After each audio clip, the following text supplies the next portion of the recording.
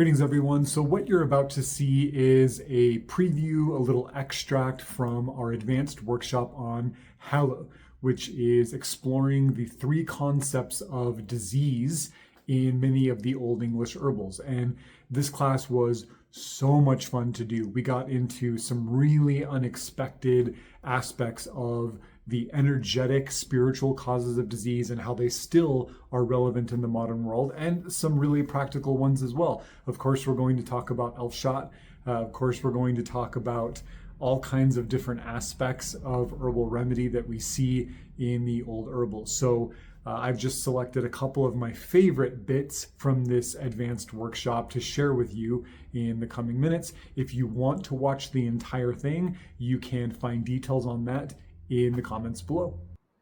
Greetings, everyone. Welcome to our advanced class for February 2025. No matter when you're watching this, I'm excited to be chatting with you today about Hælu. This is the concept of disease, the three causes of disease as we find expounded in many of the Old English herbals. And this is a really fascinating topic because when we look at preclinical understanding of what disease states are, we see that the ancients actually had a pretty advanced concept of what made people sick and what they should do about it. So in this class, we will be looking at those three primary causes of disease and the assessment, remedy, and prevention of said states. And so here's what we will be doing today. We'll start with a look at our goals, what I would like for you to have by the end of this class. And then we will, of course, begin with a definition of Hælu, focusing on etymology.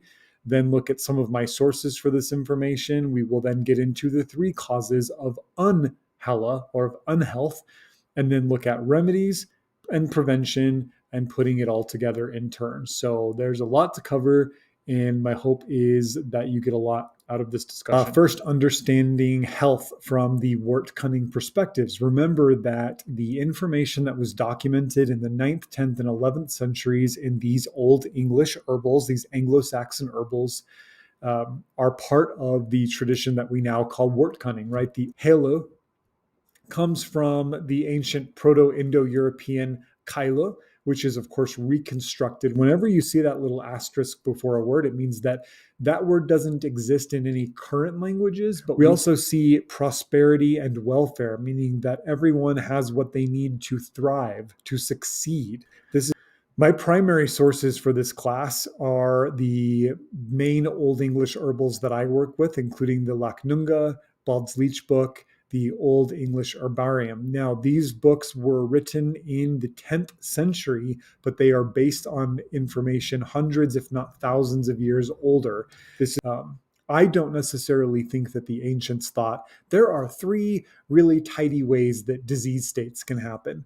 I think it was more nuanced and more complicated than that, but we have the ability to survey all of their information through extant texts and say, oh, there's three really interesting themes that as modern people we can use to understand what the disease pathology was as explained in the old herbals. And more importantly, from my perspective, when I look at the herbs people chose to deal with flying venom, cases of flying venom, we see that they are consistently the same herbs that you and I now rely on to deal with airborne infectious disease, right? Cold, flu, virus, mimics all of the things that might happen when you would get shot by an actual arrow, except that you don't perceive the actual arrow, right? No actual arrow comes into your body. So things like sudden stitches or pains that you can't explain. And this was conceptualized as happening due to the worms, right? Think about what worms do in the soil. They burrow through the soil, right? Making holes, eating things, taking things out. And so our forebears, the folks writing these English herbals, said, when somebody loses something from the body that should be there, it is the worms, the worms that are burrowing at them and eating them up. And the first thing that I think of when there is loss of order in the life or in the body is an offense to the whites, offense to the spirits. our ancestors, the spirits of place where we live, the gods and deities. Whites are just any spirit. It also includes humans, right? We're also spiritual beings. And so we have to consider, what are we doing? Is anything that we're doing causing problems for other non-human persons who have the possibility to cause invasion or loss or just disturbance, just to kind of discombobulate things? That if you have your ancestors watching you, or plant spirits or deities, um, and you're in right relationship with them and they're watching your back, they can perceive clearly what to us is an invisible invasion, used for invasion. And that is the spew drink, right? And as you may have gathered, the spew drink is an herbal tea that causes vomiting, right? Spew, to vomit, and drink, tea or an infusion. So, in a practical way, sometimes invasions can be treated either through emesis, causing vomiting, or through other kinds of sort of adjunct aspects of spew, right? So, and the last thing, this comes back to our harmonious atom, self and cell. By taking care of the self, you take care of the wholeness of things. Each person acts like a cell in the body of the cosmos. The better off you are, the better off everyone is. If every cell is healthy, the whole thing is healthy. So I always like to give people permission to be selfish, right?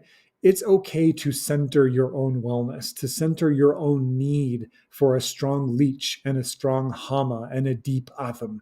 These are okay things, because it's not possible in a universe where everyone and everything and every when and everywhere is connected for you to make positive, harmonious, beautiful changes for yourself and not affect all of us in the same way. Is there a skill that you are going to gain by helping yourself heal from one of these issues that you will then be able to put in service of helping other people heal? I speak from personal experience that most of the things that I've gone through in my life have turned into my clinical specialties and reflect the kind of people that I tend to attract into my practice.